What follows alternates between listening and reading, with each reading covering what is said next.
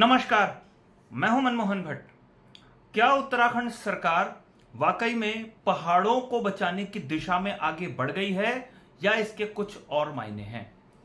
यह बात आज मैं इसलिए कह रहा हूं क्योंकि उत्तराखंड कैबिनेट की एक महत्वपूर्ण बैठक होती है और इस बैठक में बहुत सारे प्रस्तावों के बीच में एक प्रस्ताव बहुत महत्वपूर्ण है जो पास हो जाता है।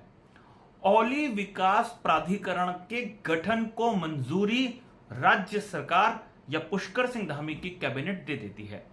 इसका सीधा मतलब यह है कि औली और उसके आसपास कोई भी निर्माण कार्य बिना प्राधिकरण के मंजूरी के नहीं हो सकेंगे। लेकिन एक यहां पर महत्वपूर्ण बात है, औली कहां पर है और औली के आसपास की समस्या क्या हुई थी, इसे समझना बेहद जरूरी है। हम सारे लोग जानते हैं कि इस साल के शुरू में औली के ठीक नीचे बसा हुआ जोशीमठ तबाही के कगार पर आ गया था। यहां से हजारों परिवारों को शिफ्ट करने का संकट खड़ा हो गया था। कई होटल और कई महत्वपूर्ण इमारतों को नेस्त नाबूद किया गया था।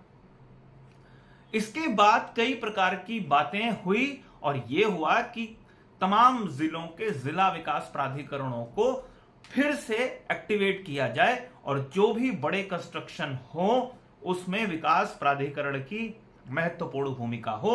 विकास प्राधिकरण ही उन कंस्ट्रक्शन के नक्शे पास कराए जाए। औली एक ऐसा क्षेत्र है जो पर्यटन के क्षेत्र में, स्कीइंग के क्षेत्र में पूरी दुनिया भर में जाना जाता है।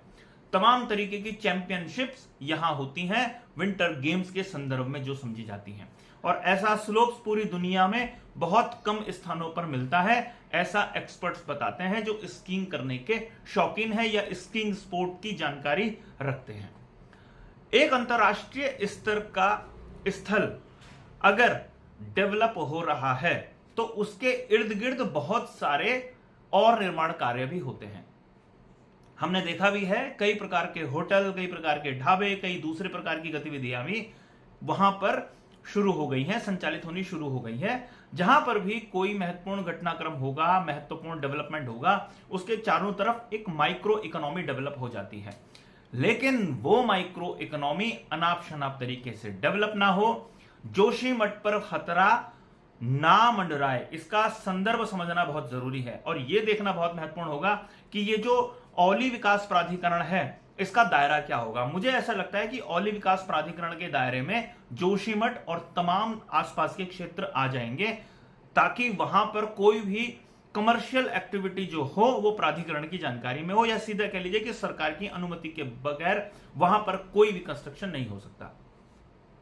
यह एक अच्छी पहल समझी जा सकती है।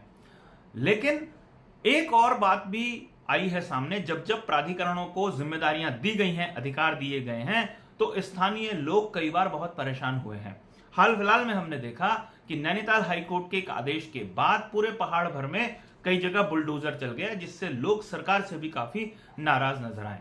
अब यह देखना, यह सुनिश्चित करना सरकार की भी जिम्मेदारी होगी, जो सचिवालय है उसकी जिम्मेदारी होगी, मुख्यमंत्री कार्यालय की जिम्मेदारी होगी कि जो भी प्राधिकरण बने वो कॉमन मैन को परेशानी में डालने से बचें, और जो बड़े कमर्शियल चीजें बनती हैं, गतिविधियां होती हैं, उस पर ही अपना ज्यादा ध्यान फोकस करें, तो इन प्राधिकरणों की जो प्रासंगिकता है वो बनी रहेगी।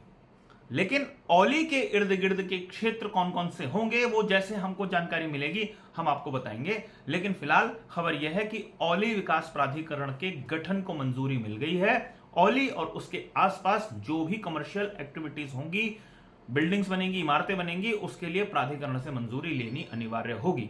अब देखना यह है सरकार का यह फैसला कितनी जल्दी लागू हो पाता है और इसका क्या फायदा मिल पाता है। अभी के लिए साथियों इतना ही। अगली रिपोर्ट में आपसे फिर मुलाकात होगी, तब तक इजाजत दीजिए। नमस्कार।